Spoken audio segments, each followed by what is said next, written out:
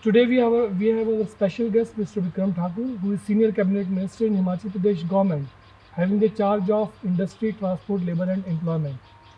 BJP has completed 4 years of rule in Himachal Pradesh, and it has recently lost all four seats in by-elections, three assembly seats and one Lok Sabha. Mr. Thakur has been remained in charge of various elections.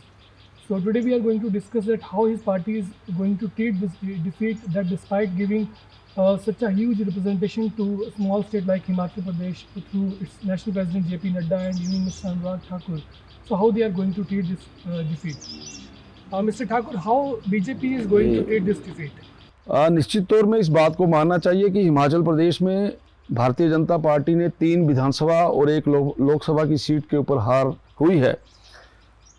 और मुझे ऐसा लगता है कि ऐसे समय में हुई है, अभी 1 वर्ष चुनाव के लिए है।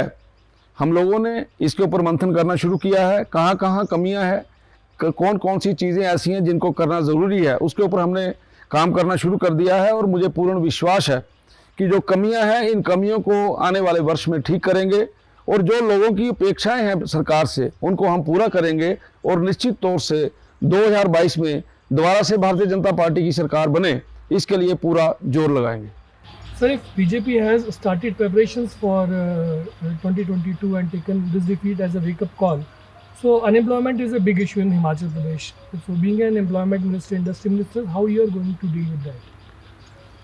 हिमाचल प्रदेश के अंदर आप जब हिमाचल प्रदेश में अलग-अलग समय में जब सरकारें रही हैं, अगर आप उसकी तुलना करेंगे तो मुझे ऐसा लगेगा कि आप ये महसूस करेंगे कि जयराम ठाकुर जी की सरकार के समय में जिस प्रकार के एफर्ट्स हम लोगों ने किए हैं, हमने किस तरीके से हिमाचल प्रदेश की जिस प्रकार की भौगोलिक परिस्थिति है, उस भौगोलिक परिस्थिति के बावजूद भी लोगों को किस प्रकार से हिमाचल में अट्रैक्ट किया जा सकता है, उद्योग हिमाचल प्रदेश में कैसे बढ़ सकता है, हम इस तरफ काम में लगे हैं। अगर आप पिछले कुछ समय का डाटा उठाएंगे तो आप देखेंगे कि हिमाचल प्रदेश के इन 4 वर्षों के अंदर जो एक नया ट्रेंड सेट हुआ है, हिमाचल का नौजवान कारखाने में जाके केवल और केवल मजदूरी करता था। आज आप हिमाचल प्रदेश की इंडस्ट्री में जाएंगे, कारखाने में जाएंगे तो आपको कुर्सी पे बैठा हुआ हिमाचल प्रदेश का नौजवान मिलेगा। आपको फैक्ट्री के अंदर टेक्नोक्रेट मिलेगा जो मशीनों को ठीक कर रहा है। हमने केवल और केवल हिमाचल प्रदेश के नौजवानों को मजदूरी करने के लिए ही नहीं तैयार किया है। अब चाहे वो एडमिनिस्ट्रेटिव पोस्ट होगी, टेक्नोक्रेट की पोस्ट होगी, वहाँ भी हिमाचल प्रदेश के नौजवान को आप देखेंगे। और मैं ये भी कह सकता हूँ, एक बहुत बड़ी इन्वेस्टमेंट हिमाचल प्रदेश में आई है। आपके ध्यान में होगा, एक फर्स्ट ग्राउंड ब्रेकिंग हम लोगों ने की है, अभी हम सेकेंड ग्राउंड ब्रेकिंग की तरफ बढ़ रहे हैं। हमने इंडस्ट्रियलिस्ट जो यहाँ आएगा उसको हम पैकेज दे रहे हैं, उस पैकेज को कंडीशंस के साथ कैटेगराइज करके कि अगर आप लोग 500 करोड़ रुपए की इन्वेस्टमेंट करेंगे तो आपको 300 लोग वहाँ पे डायरेक्ट जो उनको बेनिफिट मिले, डायरेक्ट एम्प्लॉयमेंट मिले, और उसमें 80% लोग जो है वो हिमाचल प्रदेश के हों। मुझे ऐसा लगता है हमने नए ट्रेंड सेट्स किए हैं और उसमें हम सक्सेसफुल भी हुए हैं। तो निश्चित तौर से मैं ये बोल सकता हूँ कि नौजवान क्या चाहता है, हिमाचल प्रदेश के नौजवान का क्या थ्रस्ट है, हमने उस बात की चिंता की। Sir, if you're talking about employment opportunities in private sector, so COVID has hit every business, every industrialist is hit after COVID, post-COVID. If you talk about transporters, manufacturers, suppliers, so every business has been hit. So how your government is going to facilitate those business community? Corona काल के बाद हमारी सरकार ने, हमारी cabinet ने इस बात के ऊपर मंथन किया कि कौन कौन सी ऐसी कैटेगरीज हैं जिसके लिए हम लोगों को मदद करनी चाहिए। मुझे ये बताते हुए खुशी हो रही है कि हिमाचल प्रदेश का ट्रांसपोर्टर, जिसमें हमारे नौजवान ट्रांसपोर्ट का काम करते हैं, हमने उनके लिए भी किसी ना किसी तरीके के रिलीफ दिए हैं टैक्सेस के अंदर। इंडस्ट्री के अंदर भी जब इंडस्ट्रीज जो एमएसएमई के लोग हमारे पास बैठे, उन्होंने बोला कि जो हम पैसा आप लोगों को वापस करते हैं उसमें हमारी किस्तें कर दीजिए, कुछ समय का एग्जम्प्ट कर दीजिए।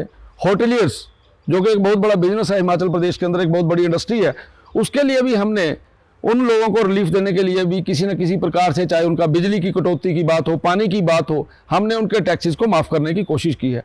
इसी तरीके से चाहे वो हॉर्टिकल्चरिस्ट है, एग्रीकल्चरिस्ट है, हर श्रेणी के लोगों को हिमाचल प्रदेश की सरकार ने राहत दी है, जितनी राहत हम दे सकते थे। और मुझे इस बात की खुशी भी है कि लोगों ने इसको अच्छा समझा है, लोगों को लगा है कि बुरे वक्त में सरकार उनके साथ खड़ी हुई है। Sir, your strategies are right, but at every second day, rumors comes up that ministries are being changed, your party office bearers are being changed by the party high command.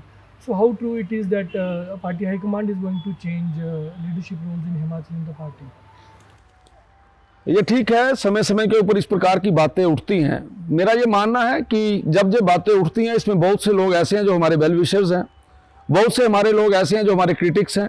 हमें अपने वेल विशर की बात को समझना चाहिए और जो critics है उसकी बात को भी बड़े ध्यान से सुनना चाहिए, और इनमें से मंथन करने के बाद हमें ये लगता है कि इन सारी चीज़ों को प्रैक्टिकली हम लोग अपनी पार्टी के सिस्टम में उतारें, उस काम में हम लोग लगे हुए हैं। और जो आप ये कह रहे हैं कि इस प्रकार की जो व्यवस्थाएं आती हैं, समय समय पे र्यूमर्स आते हैं, इन र्यूमर्स के माध्यम से हम लोग अपने आप में कितना सुधार कर सकते हैं, उस दिशा में हम लोग काम कर रहे हैं। और मुझे ऐसा लगता है, मैं तो चाहता हूं लोग हमें अप्रिशिएट भी करें, हमारे क्रिटिक्स भी बने, हमें समय समय पर सजेस्ट भी करते रहें। और हिमाचल प्रदेश की जनता, हिमाचल प्रदेश का जर्नलिस्ट, हिमाचल प्रदेश के बुद्धिजीवी जो बातें हमें कहते हैं, हम उनको बड़ा सीरियसली लेते हैं और पार्टी प्लेटफार्म के ऊपर उसके ऊपर एक अच्छी डिस्कशन होती है, और मुझे ऐसा लगता है उसका बड़ा लाभ जो है वो हमें भी होगा और प्रदेश को भी होगा। So this was Mr. Thakur who was talking to us that how BJP has taken this defeat and has started working on a new strategy for upcoming assembly polls next year.